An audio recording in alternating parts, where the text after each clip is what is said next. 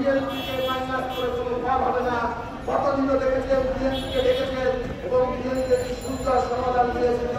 তাই বলতে চাই আজকে ডক্টর ইউনূস স্যার আপনাকেও বলতে চাই আপনার প্রত্যেকটা খালি নাই। আপনাকে আমরা অনেকেই আছি আমরা অনেক নেতা কর্মী আছি যারা প্রত্যেকটি খালি নাই আমরা উপস্থিত রেখেছি। আপনাকে বিভিন্ন প্রোগ্রামের মাধ্যমে বাংলার মানুষকে তখন আমরা পরিচয় করে দিয়েছিলাম। এই অনুযায়ী গত আদালতে একটা নির্বাচন অনুষ্ঠিত হয়েছিল, কিন্তু বিএনপি বিরোধী দলের থেকেও বলেছিল আমরা সরকারকে সহযোগিতা করবো। কিন্তু এই ঘোষণা এবং ক্ষমতায় যে এই বাংলার স্বাধীনতাকে বিমর্ষিত করার জন্য ভারতীয় দর্শকদের বিভিন্ন জায়গায় পুনর্বাসন করতে থাকে।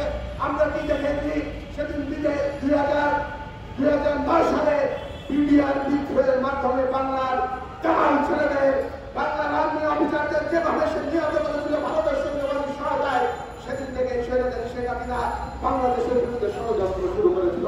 আমরা সেদিন কি দেখেছিলাম আমাদের জামাল দেশপ্রেমিক সেনাবাহিনীরা 25 জন সেনা আমাদের আত্মহত্যা দিয়েছিল শুধুমাত্র স্বৈরাচারী শেখ হাসিনা এই ভারত বিরোধীর জন্য।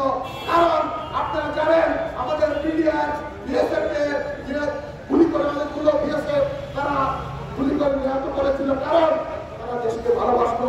বিডিআর সারা বাংলাদেশের বর্ডারকে তারা পাহারা দিত।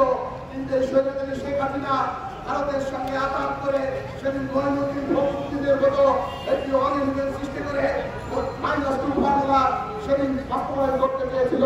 কিন্তু আমরা কি দেখেছিলাম আমাদের প্রিয় নেত্রী বলেছিল বিদেশে আমাদের কোনো প্রভু নেই, আমি বাংলাদেশে থাকবো, আমার ঠিকানা বাংলাদেশ, আমি বাংলাদেশের বাইরে যাব না। কিন্তু বিদেশে গিয়ে এই ভারতীয় প্রভুদের তুষ্টি করে আবারও বাংলায়